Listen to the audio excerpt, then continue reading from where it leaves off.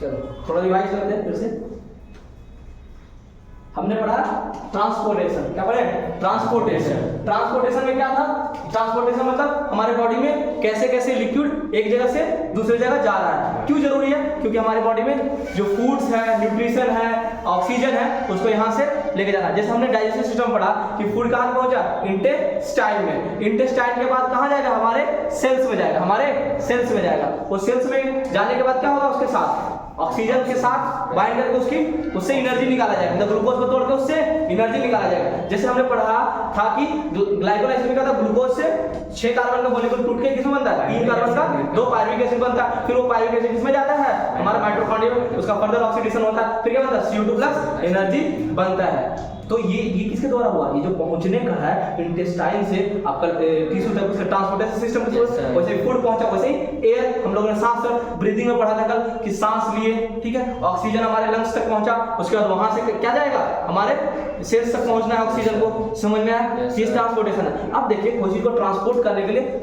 क्या क्या चाहिए आपको? एक मोटर चाहिए, पाइप चाहिए, मोटर एंड पाइप चाहिए, मोटर एंड पाइप चाहिए, और उसके अंदर कुछ मीडियम है किसी चीज को ट्रांसपोर्ट करने।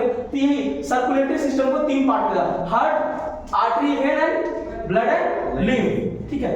हार्ट क्या?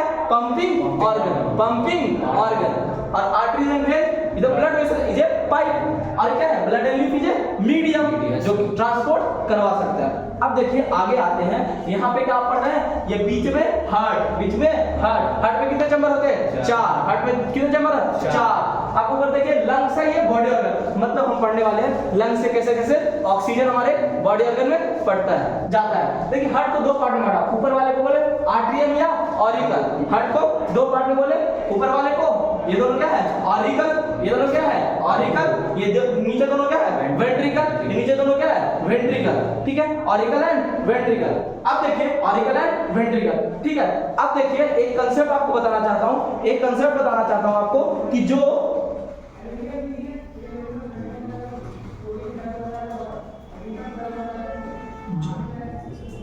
देखो जो हार्ट के पास लेके आएगा, जो हार्ट के पास लेके आएगा उसको क्या बोलेंगे? हार्ट के पास लेके आएगा उसको क्या बोलेंगे? वेन। क्या बोलेंगे? वेन। क्या बोलेंगे? वेन। जो हार्ट से दूर लेके जाएगा क्या बोलेंगे उसको? आर्टरीज। क्या बोलेंगे? आर्टरीज। जो हार्ट के पास लेके आएगा क्या उसको बोलेंगे? वेन। जो हार्ट से दूर लेके जाएगा उसको क्या बोलेंगे? आर्टरीज। समझ में आया इतना? Yes sir. ओके, चलो। जो हार्ट के पास लेके आएगा उसको बोलेंगे वेन। वेन। जो हार्ट से दूर लेके जाएगा आर्टरी। आर्टरी। तो ये हार्ट के पास आ रहा है तो क्या होगा? ये पल्मोनरी वेन। वेन होगा। हार्ट के पास ले जाएगा उसको क्या बोलेंगे? Pulmonary vein. वेन। क्या बोलेंगे? वेन। हार्ट से तो दूर ले जाएगा उसको आर्टरी। हार्ट से दूर लेके जाएगा वो आर्टरी। अब एक बात बताना चाहता हूं, जो लंग्स के लिए टर्म यूज करते हैं उसको क्या बोलते हैं? पल्मोनरी। क्या यूज करते हैं? पल्मोनरी।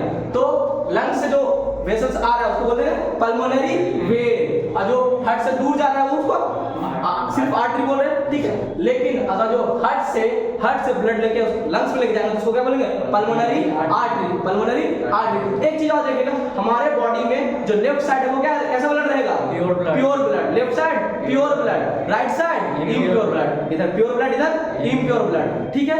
अब देखिए आपको बताते हैं कि यहाँ पे लंग्स है, लंग्स से क्या हुआ? ऑक्सीजन, यहाँ से ब्लड गया पल्मोनरी वेन होते होते कहाँ आया?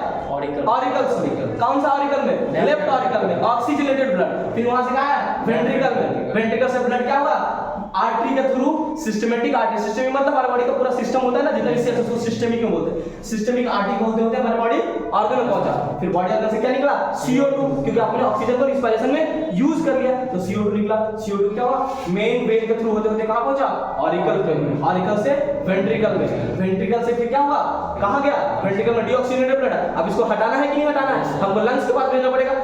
हार्ट से ब्लड को लेके जाना है कहां? लंग्स में। तो कोई ना कोई कौन लेके जाएगा? आर्टरी।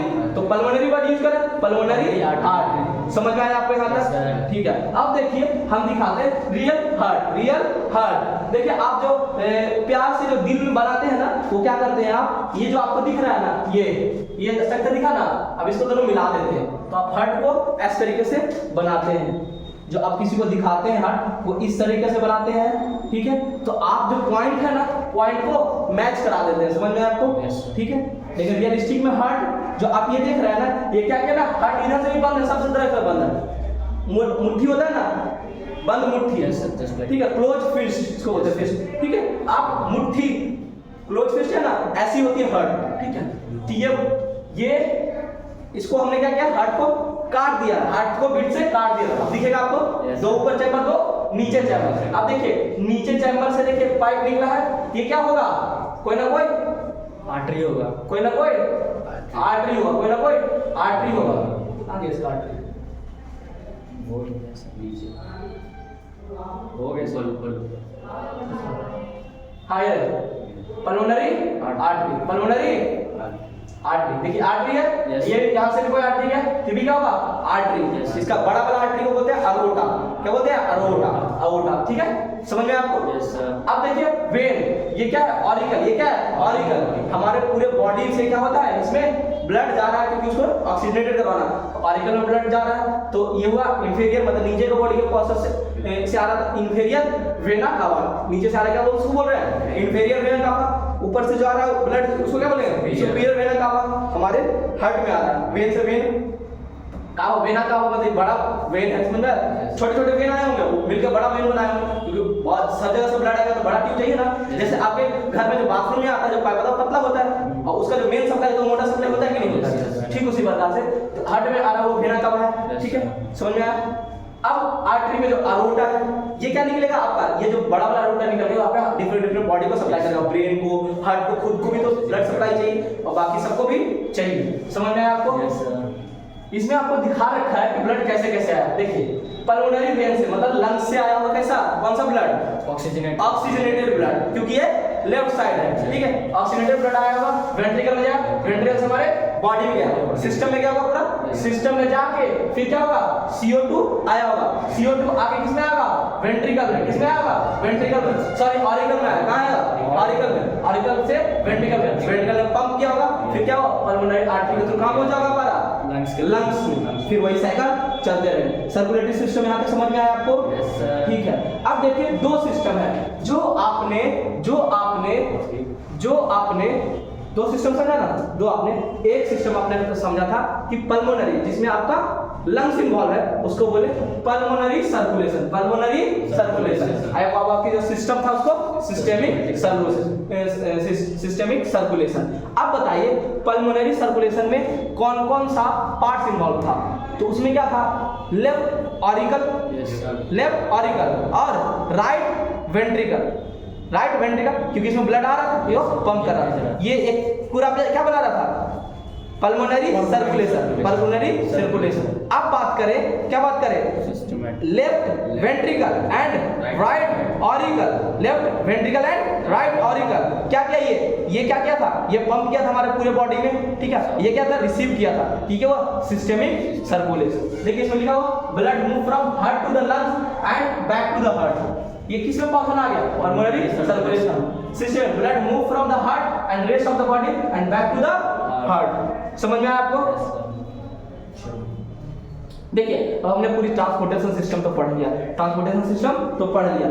आते हैं हमारी कहानी, जो फ्लूइड है, जो मीडियम है, जिसके थ्रू चीजें इधर उधर जा रही है, वो कैसे जा रही है, वो हमारा ब्लड है, तो ब्लड में क्या होता है, ब्लड देखते थोड़ा गाढ़ा निकलता है, कभी कटा होता है गाढ़ा निकलता है, तो कुछ उसके अंदर सॉलिड पोर्शन तो होगा, सॉलिड पोर्शन होना तो चाहिए, गाढ़ा बनाने के लिए सॉलिड, जैसे चीनी मिला देते हैं यहाँ पानी में तो गाढ़ा होता है ना, तो प्लेन तो सिर्फ पानी तो होगा नहीं, उसमें कुछ ना कुछ मिक्सचर, तो इसको दो कंपोनेंट में बांटे, एक ग्रेनुलर कंपोनेंट मतलब जो आपको गाढ़ा दिख रहा है जो, और एक लिक्विड कंपोनेंट। तो जो गाढ़ा है उसमें ब्लड कार्पसेल्स, क्या ब्लड कार्पसेल या ब्लड सेल्स या ब्लड कार्पसेल्स, और लिक्विड कंपोनेंट में प्लाज्मा, लिक्विड कंपोनेंट में क्या बोले, प्लाज्मा, और ये ब्लड कार्पसेल्स, ठीक है। ये 45% होता है, ये 55% होता है, मतलब मैक्सिमम क्या होता है, प्लाज्मा, लिक्विड पोर्शन होता है, ठीक है। अब इसमें बात करते हैं, इसमें तीन तरह का सेल होता है, mainly RBC, WBC and platelet, RBC, WBC and platelet. RBC का फंक्शन बताया था, क्या काम था, गैसियस को लेके जा रहा है, किसको लेके जाता है, ऑक्सीजन को, ऑक्सीजन। इसके अंदर क्या पाया जाता है, हेमोग्लोबिन, जो कि क्या करता है, ऑक्सीजन को बाइंड करता है, ठीक है। थोड़ा अमाउंट में CO2 को वो कैरी कराता है। लेकिन जो कार्बोनिक एसिड मैंने अभी थोड़ी देर बताया था ना HCO3 माइनस, उसको ट्रांसपोर्ट कराने वाला कौन था, उसको बनाने वाला कौन था, तो RBC ही हेल्प करता है, क्योंकि कार्बोनिक एनहाइड्रेट एंजाइम जो होता है ना RBC के अंदर होता है। जैसे यहाँ भी केमिकल रिएक्शन चल रहा है ना, यहाँ भी कोई ना कोई एंजाइम होगा ना जी HCO3 माइनस बनाने के लिए, तो कार्बोनिक एनहाइड्रेट एंजाइम RBC के अंदर पाया जाता है, समझ में आया? तो इसी वजह से लिखा हुआ CO2 को कैरी करने में जाता है, थोड़ा अमाउंट CO2 भी लेके जाता है, major of the portion oxygen को लेके जाता है, समझ में आपको? Contains haemoglobin red colour to the blood, haemoglobin की वजह से ही आपके बॉडी में रेड कलर। और आपसे पूछे सबसे ज्यादा नंबर ऑफ द सेल्स आपके बॉडी में किसका होगा, तो है RBC का।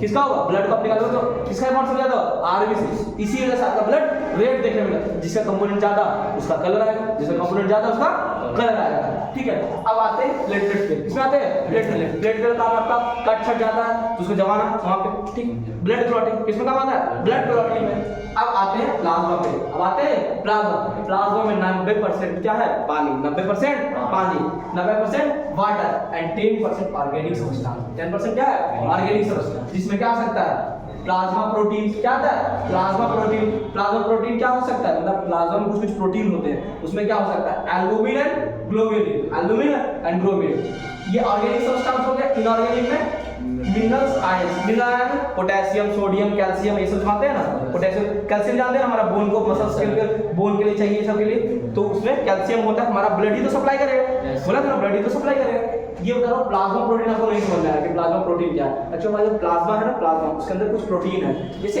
एल्बुमिन है एंड एक ग्लोबुलिन। ग्लोबुलिन प्रोटीन वो होता है, आप नाम सुनिए ना, कोविड में सुनेगा एंटीबॉडी बन जाता है किसी बॉडी, किसी बीमारी के अगेंस्ट में। एंटीबॉडी का नाम सुने हैं, उसके अगेंस्ट एंटीबॉडी बन जाता है, मतलब उसको किल करने के लिए। तो जो एंटीबॉडी जो जिस प्रोटीन का बना होता है ना, वो ग्लोबुलिन प्रोटीन है। क्या वो, ग्लोबुलिन प्रोटीन, समझ में आया? Yes sir.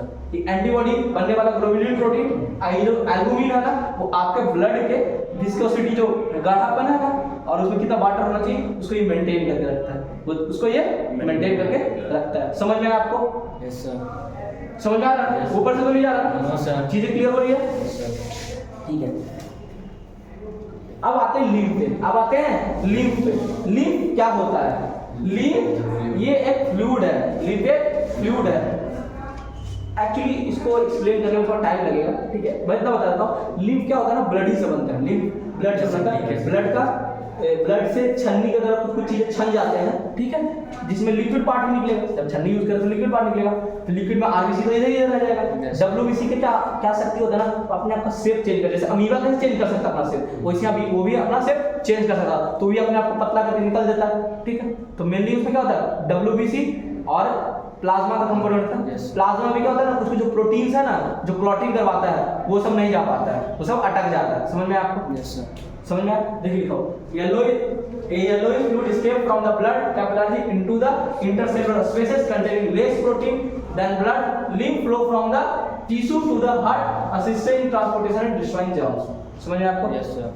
क्या हुआ ना, पूरे बॉडी में जब सेल्स को पहुंचाने जा रहा था ना, तो क्या ब्लड कैपिलरी से निकल के बाहर निकलता है, ब्लड से थोड़ी थोड़ी सब जो निकलता है ना, वाटरी सब्सटेंस, वही निकल जाता है, सेल तक पहुंच जाता है, न्यूट्रिशन प्रोवाइड कर दे। अब देखिए उतनी ब्लड से निकली है चीजें, तो वापस भी तो आना है। तो हमारे बॉडी में लिम्फेटिक वेसल्स होते हैं, क्या होते हैं, लिम्फेटिक वेसल्स होते हैं। अब वो लिम्फेटिक वेसल्स वापस क्या कर देते हैं, हमारे वेन में लाके ड्रेन कर देते हैं। सब्सटेंस ड्रेन करेंगे ना, तभी तो फिर से सर्कुलेशन होगा। समझ में आपको आया? Yes sir.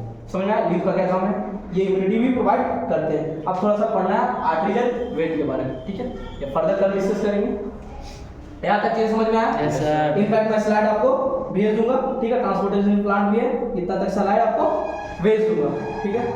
थैंक यू, समझ में आया आपको? Yes sir. बाकी कल डिस्कस करेंगे।